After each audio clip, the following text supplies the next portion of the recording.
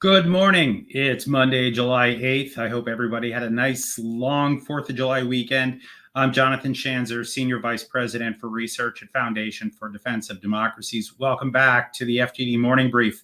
It's hard to believe, but we hit the 9-month mark yesterday. The multi-front war in the Middle East is now 276 days old. But rather than settling into routine, one gets a sense that things are changing rapidly overseas. Lots of things in flux. We're going to talk about some of that momentarily here on the FDD Morning Brief. Our guest this morning is Kim Kagan. Kim is the founder and president of ISW, the Institute for the Study of War. She knows American military history like few others. She's taught at West Point, Yale, Georgetown, and beyond. You've probably seen her work in the New York Times and Wall Street Journal, among others. We'll be speaking to her about how she views the strategy of the Iranian axis, as well as how our military strategists are viewing the region. It's some complex stuff, but Kim is absolutely the right person for it. She'll share her thoughts live in just a few short minutes here on the FDD Morning Brief. A hostage deal may be imminent between Israel and Hamas. That could end major combat operations in Gaza. Good news, right? Well, even a deal won't stop the Israelis from continued operations against Hamas in Gaza in the future, nor will it necessarily end the escalating conflict between Israel and Hezbollah in Lebanon. Hezbollah says it will stop fighting if a Gaza deal is struck, but that front grows more violent by the day. If war kicks off, I worry about a wider conflict with other Iranian proxies. Meanwhile, world leaders are getting upended. President Biden is feeling pressure to step down before November. This comes amidst the election, or shall I say, appointment of a new Iranian president who is decidedly not a moderate. There's a new British prime minister and political confusion in France. Then there's Israel. Things are not stable. There is growing pressure on Prime Minister Benjamin Netanyahu to hold elections. Protesters continue to flood the streets in major showings that are growing in size and intensity. The streets of America are also filled with chaos. Heck, American flags were being burned in Philadelphia over July 4th weekend, and those same anarchists were flying Hezbollah and Hamas flags too. There's a lot happening, and not much of it portends stability. We'll track it all here at the FDD Morning Brief. Let's hope for a hostage deal that ends the whole thing, but at the risk of sounding like Captain Obvious, it could also be a long, hot summer. Now let's unpack some of this in our headlines.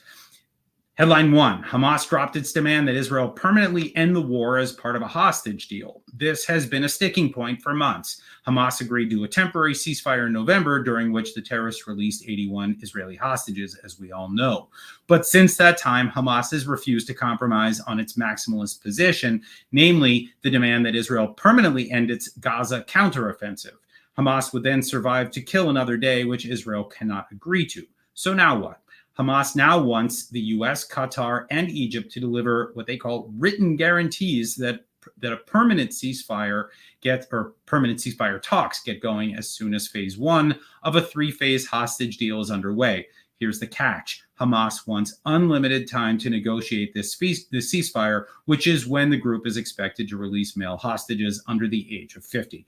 Hamas could theoretically extend negotiations indefinitely without releasing those hostages. That's the risk. And as some Israeli officials note, Hamas's new terms would make it difficult for the IDF to resume fighting during that process. That's a lot to unpack there. Let's go to headline 2. Iran has a new president. His name is Masoud Pezeshkian.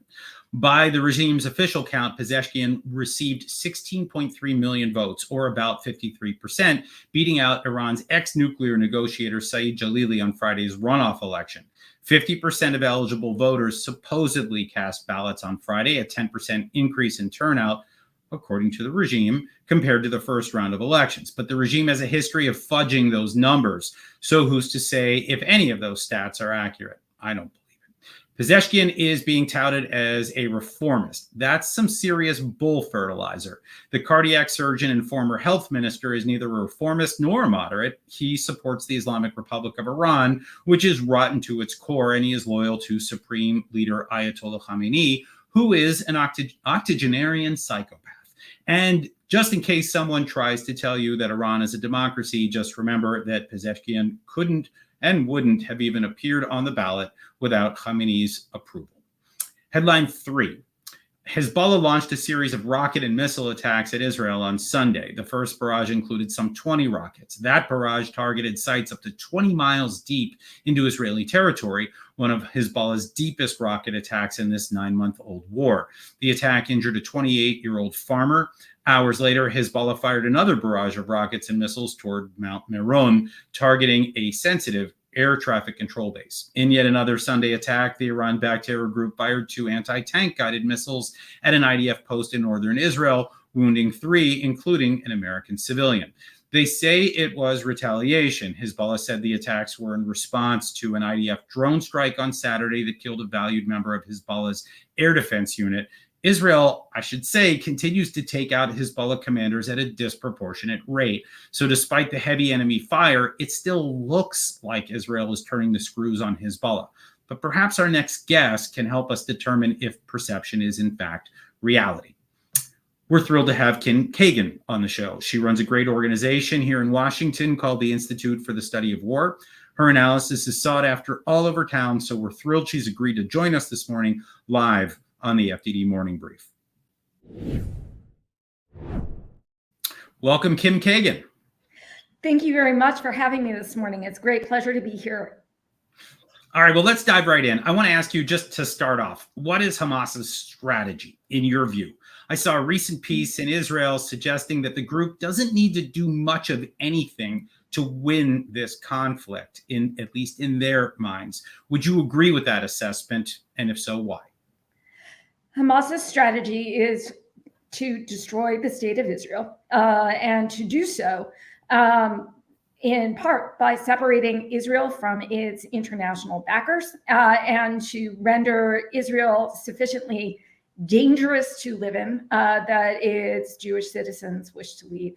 And Hamas is pursuing that strategy in a number of ways, obviously through the October 7th attacks, which were existential and really exposed the risk to Israel's citizens. But it is also pursuing that strategy by engaging in a number of ongoing negotiations under the pretense of peace. And your assessment of whether those agreements essentially help Hamas live to fight another day, is it, I mean, it's in their benefit to sign such a deal, is it not? Well, certainly it is, given the way that Hamas continues to frame the terms of the deal, as you noted earlier, in language that actually permits it to continue and extend the war indefinitely. And to do so by keeping hostages in its possession throughout negotiations and potential ceasefire. This isn't a genuine negotiation. This is a negotiation strategy to involve the West and involve Israel in a protracted process that is not in anyone other than Hamas's interests. And I think it certainly, I mean, at least from my sense, this has legitimized Hamas. I mean, right, to have the U.S. and the Qataris and, you know, the Egyptians and this whole process, and it keeps making news. And I do think that it is to a certain extent catapulted Hamas onto the world stage, which I think is why Yahya Sinwar continues to want to extend this out. Although it is interesting, we're hearing some reports today about Hamas leadership, lower level leadership, saying, look, we're sustaining too much of a beating here. It's time for a deal that helps end this. But I guess we will wait and see. I want to ask you about Hezbollah. That's the other obviously major front that we're watching. What is Hezbollah's strategy right now in your estimation? Look, when we talk about Hezbollah's strategy, we really need to talk about Nasrallah's strategy. And I think it's important to talk about Nasrallah's strategic goals. On the one hand, he has had a nice perch in Lebanon and has amassed very significant military capability that he has leveraged in the past and currently to preserve his regime and to have a credible major deterrent threat against Israel. On the other hand, Nasrallah is part of Iran's axis of resistance and has been under pressure, both by the other members of the axis of resistance in Iran and from some of his own people and entities to participate in supporting the Hamas objectives in this war. What we now see is that Nasrallah is actually in a situation where he may have miscalculated, and I'd love to talk about that more. Can I? Let's do that. I think Yeah. I think he's way ahead of his skis here. Yeah. I think look, I think he could do a lot of damage to Israel. I think he could, right? Okay. PMs and 200,000 rockets and missiles. But I got to say, it looks like the Israelis are ready to fight for keeps here. And that could mean the destruction, essentially, of the group, much the way we see, the vast majority of Hamas destroyed. Is that what you're looking at? Yeah. So look, I think Nasrallah, as I mentioned before, was trying to thread a needle between showing support for Hamas and showing support for the axis of resistance and staying below that threshold that would trigger a major Israeli response. And what he's been doing, of course, is conducting what he might characterize as limited rocket and drone attacks. But look, the Israeli threat perception changed on October 7th. To Israel in 2024, Hezbollah operations feed into the overarching fear for Israel's citizens, quite rightly. And I think that these attacks that Nasrallah is engaged in appear much more existential than he had intended. And that's particularly so because he has an armed force that is missioned to conduct October 7th style attacks into Israel. And with the Israelis fixated on not having a force like that on their borders, they are obviously responding to Nasrallah in a different way. And now Israel and Hezbollah are in an escalation cycle. And I think that's not where Nasrallah meant to be, but that is where he is. And that means that we are looking at a likely escalation of this war. And I got to tell you, it feels to me, Kim, like, he keeps doing this, right? Like, I mean, this is what happened in 2006, right? I mean, it's almost like he didn't learn one thing, right? There was that famous statement that he issued after the war in 2006, where he said, had I known that Israel was going to escalate the way that it did, I would not have triggered the war the way that I did. Well, I mean, here we go again, right? Is it just like history is repeating itself here? Well, look, I think there are some differences between now and 2006, and they're important to keep in mind, both for Nasrallah, but also for the Israelis. One is that the kinds of weaponry and the kinds of ranges and so forth that Nasrallah actually has access to is much greater than what he had in 2006.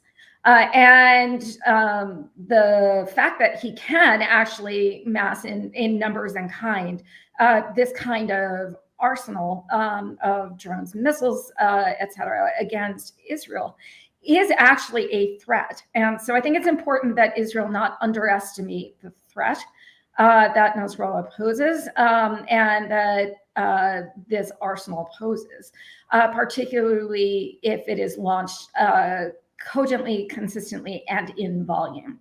One of the things that all free societies and democracies should be learning from the wars ongoing in the Middle East and also in Ukraine is how important missile defense is, but how scarce that resource is actually compared to the number of missiles against which it is necessary to defend.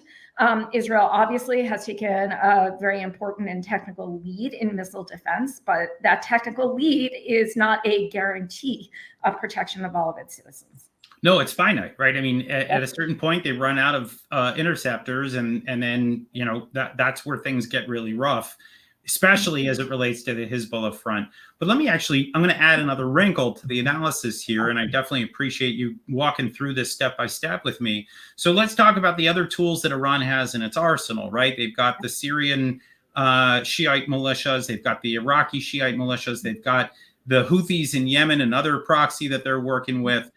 What is going on there? I mean, do each one of these groups have their own strategy, or are they just simply executing on Iran's broader strategy of what we call Ring of Fire? Is that what's happening here? Or is there something else going on?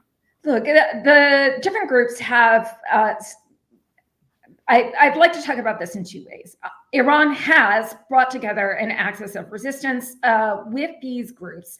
And in many cases, I think it's important to recognize that the Iranian commander of the IRGC has pulled together a strategy that is cogent and coherent. You asked about the groups, so I want to talk about the groups first, and then we can go back to Iran's strategy. I actually would love to start very quickly with the Iraqi militias. Look, the Iraqi militias are always a complex mix, and they have two different sets of objectives. One that is very often the overriding is to expel the United States from Iraq and from the region. And the second is to support Iran's project and to do so in a fiery way. Those goals aren't always cogent and coherent with one another, and we find the groups actually responding in different ways. What we in the United States need to focus on is these groups actually pose a clear risk to the United States, to its armed forces, and to its facilities in Iraq and in the Middle East, and we must not underestimate that threat. I tend to agree. So let me just say, if we can broaden out one more, right? Yep. Now we've looked at each one of these actors, and I think we understand what they're all doing. So then comes the Iranian strategy itself. Yeah. Is the Islamic Republic looking to wage a war to end all wars here, or is there something else that we're watching unfold? Or I mean, I've also made the argument in the past that maybe they're just probing to see what they can get away with, to see how far they can bring that strategy out without getting slapped by the West. And maybe they go for the whole thing, maybe they don't. Is that part of what's going on here, or do you see something else? Look, I think at the widest aperture, as you well know, Iran's strategy is to destroy Israel. And the mechanism here is really to create that persistent feeling of not for Israelis of not being safe. What I think is super interesting about what Iran is doing is that it is cogent and coherent across the region. And it is not exclusively or even mainly focused on Gaza. So Iran's, I should say, Iran's strategy has been, at least according to the IRGC commander for several years, to attack Israel from multiple directions and to encourage its different members of the axis of resistance to do so. And by attack Israel from different directions, that means things like the attack that Hamas conducted on October 7th. And so, whereas we cannot actually assess that Iran told Hamas to go, what we can say is that the IRGC did train Hamas and PIDGE and the other groups for the October 7th operations, and that Iran is leveraging the ongoing conflict in Gaza to pursue regional objectives far beyond Gaza. And one way in which it is doing this is actually by encouraging the Houthis to engage in their attacks on shipping. So let's talk about that, because again, it's part of an Iranian strategy to put pressure, yes, on Israel, yes, on the United States, but indeed to show its ability to kind of squeeze the trade of the free world and even the not so free world.